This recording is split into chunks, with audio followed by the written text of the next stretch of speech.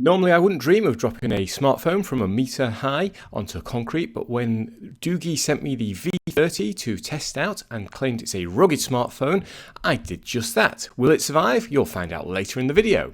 So this has been kindly sent to me for review, and when you open the pack, you'll see it's a chunky device.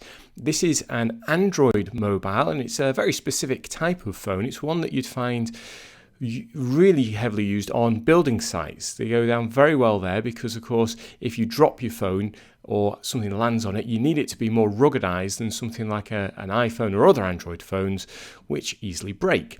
It comes with the usual paraphernalia of instruction manual and power charger. It's got a SIM card slot, a memory slot, a programmable button. It's charged via USB-C, and the port is closed via this rubberized seal, which is great if you're in a dusty environment. There's a fingerprint scanner volume button on the side, and it's pretty reactive actually. I found it can do face unlock as well as fingerprint scan, which means you can very quickly get this to open up.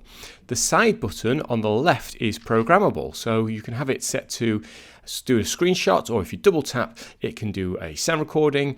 And long press here, you can see all the options. Simply click the one you want. So I figured a flashlight might be handy if you're working in construction, you want to see what's going on.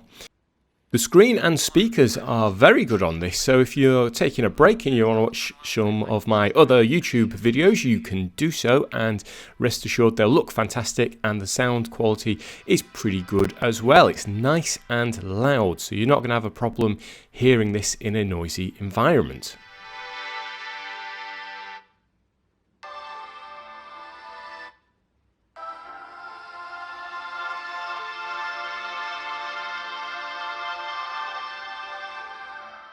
And you can see there that the screen was very responsive. I found apps to be very responsive. There's no lag when you're pushing the buttons and navigating around.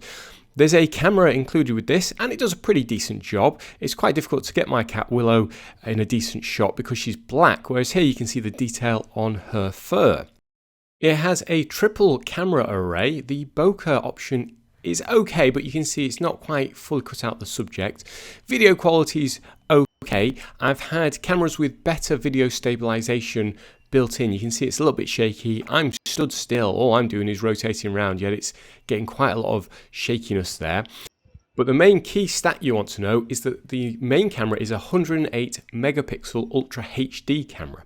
So it's got a front-facing camera, which you might want to use, but it's this Ultra HD camera that gives you extra cool options, because you can take the picture and then you can zoom in and you can get nice and close. And I can imagine in a work environment, this could be very useful. If you want to take a general picture of what's going on site, that would then allow people to zoom in and check what's happening in certain areas. Ruggedized phones aren't known for their camera quality, so I was quite pleased that this one was pretty decent. I could easily see this being useful out and about on the job. It's not going to be pin sharp when you zoom all the way in, but you still get a pretty clear image, and I think that could be very useful. Of course, like other ruggedized phones, you are going to sacrifice the slimness of a standard smartphone for extra protection. You can see it's quite a bit thicker than a OnePlus 9 Pro, but the difference here is that I had no problem thinking about dropping this, whereas I would never do that to my actual phone. So let's go back to that test. I'm going to drop it from about head height, it's about 1 to 2 meters high, onto concrete slabs.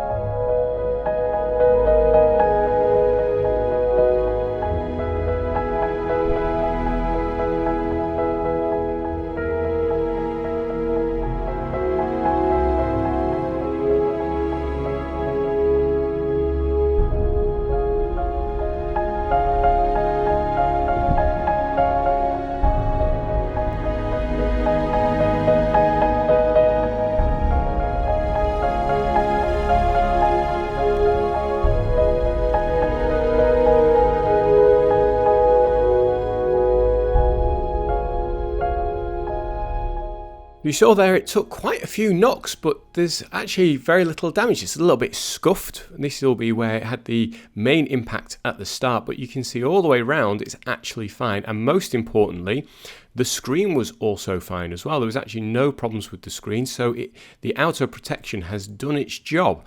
This is a ruggedized phone that you could easily drop on concrete and not panic.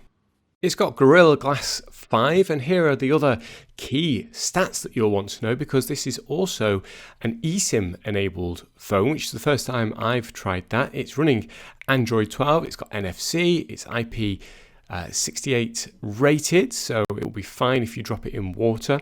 It has 256 gig of memory on board, about 20 of which is used out the box, and you've always got the option of upping that via the installation of a memory card. And overall, this is a really solid phone. So if you're in a trade where you've broken your phone a few times by dropping it or letting things land on it, this is definitely one to look out for. It's fast, it's responsive, it's got a decent screen. The camera maybe lets it down a little bit, but to be fair, if you're going to be using this for work, the photo element is absolutely spot on. I hope you found this quick video useful. Thanks for watching.